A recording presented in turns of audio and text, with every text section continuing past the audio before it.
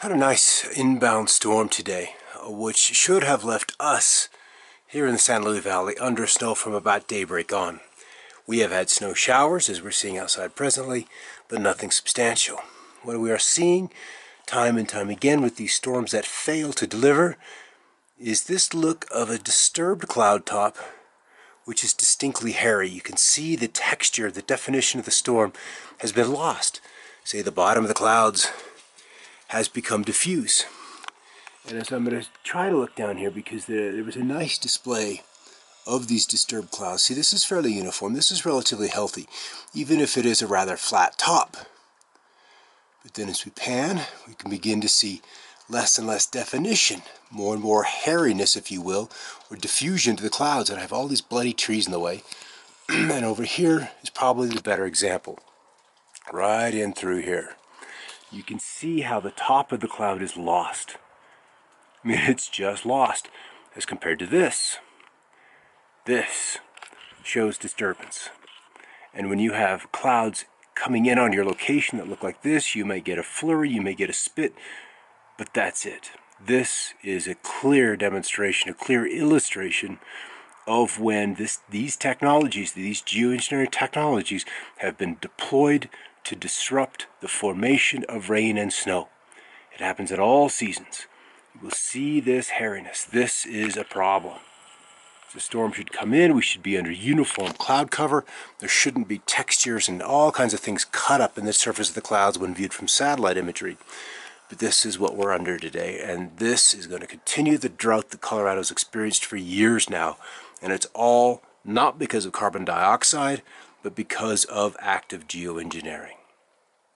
Hey everybody, Scott Stevens again here. Just showed you out my western window what those clouds look like when they're getting messed with by technology. This is the huge trough sitting off the western states with a prominent ridge off the west coast of California. And you can see the arc of this ridge goes well off the archipelago of western Alaska. Cold low sitting here, but it is this fast flow along the west coast with a sharp curve, and it is this speed shear, this directional shear, that indicates those high zones where we're going to get the energetic conditions that are favorable for weather development, be it rain, snow, or whatever, and those are on the leading edges of the red zone. I am here in southern Colorado, so this storm remains inbound. What I want to show you is what the western satellite imagery looks like. Here's the San Luis Valley where I am, and I'm on this eastern edge. And so you can see, as I showed you out to the west, skies had breaks in them. But then we can see all of these clouds and all of these fascinating textures as we zoom in. We can see ripples running out this way. We can see ripples a little bit different direction here.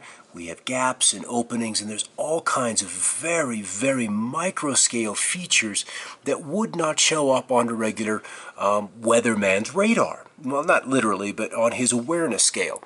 And this is how all weather remains this day.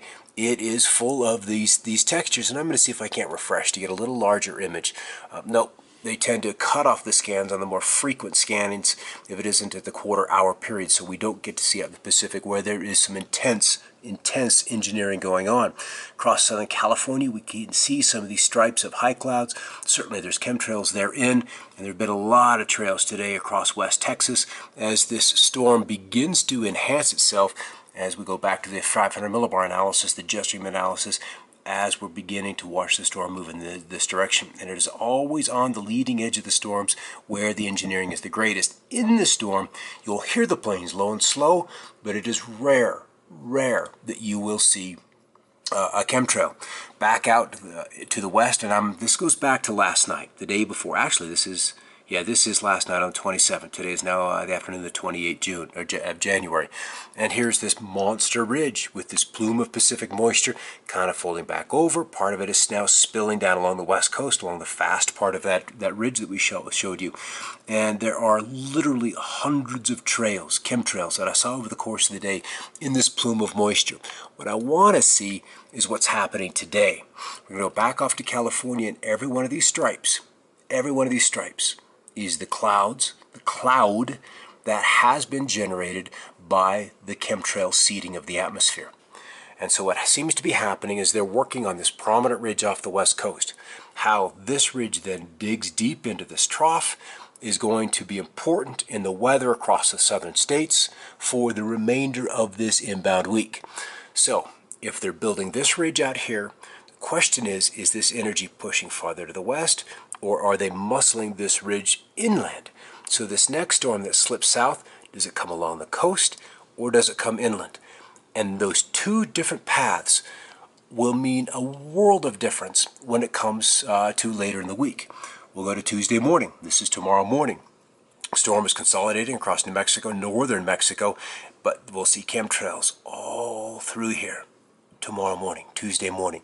And then the ridge remains in place out in the Pacific. We still have that cold air pouring out of the north, but we have a little disturbance here, another curl here, but the primary storm remains to the south. So the question is, how does this storm impact the southern states as we move into Wednesday and Thursday of next week? Because what they are doing now in the Pacific will result in how the bottom of this trough shapes out. Now these height lines, 528, 522, 500, 5160 decameters, essentially is the halfway point in the atmosphere. This is very cold. This is very, very cold air. So we've got another surge of very chilly air moving into the eastern states, northeast, mid-Atlantic, northern portion of the Piedmont. Those are going to be chilly locations. Out west, our ridge begins to weaken somewhat. And then, miraculously, we've got another low coming in. And then what we see is it kind of disconnects within the 6-day period. This may bring some very much needed rains and moistures to Southern California. That would be welcome. But what we are seeing today out in the Pacific is another massive operation, and how it plays into how this trough develops is unknown. We don't know. So we can't say that this is a precipitation inhibiting event or it's a precipitation enhancing event until afterwards. That is the challenge with attributing chemtrails to a particular event. So I'm going to go a little bit closer. This was yesterday afternoon, and we'll see if we can't get in here. You'll be able to see the stripes all in through here. And you'll even see a darkening. Some holes there, and there's actually 4 of them in a parallelogram shape.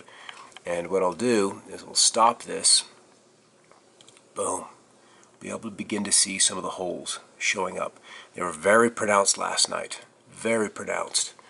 And especially with another palette of color, and that particular one from the WeatherTap Corporation. And it is something I do subscribe to. This is WeatherTap. And I'm a fan of theirs. I kind of wish their loops, their animations were a touch longer in length. They're only like 8 frames, and that's barely enough. Otherwise, I'm constantly recording and constantly saving data. But nevertheless, in this color palette, you can begin to see the chemtrail actions very, very prominently. So there is an event that is happening in the Pacific, focused on this storm, and it will impact how this storm moves across the southern states. And we'll probably begin to see this storm, the same storm, as it emerges here, going severe with lots and lots of chemtrails out ahead of it. This is Wednesday morning. And then by Thursday, boom, it hits the coast. We'll probably see a low folding back, and it'll be another cold, very snowy event for the eastern states through the remainder of this week. Thanks for watching, guys. Keep looking up.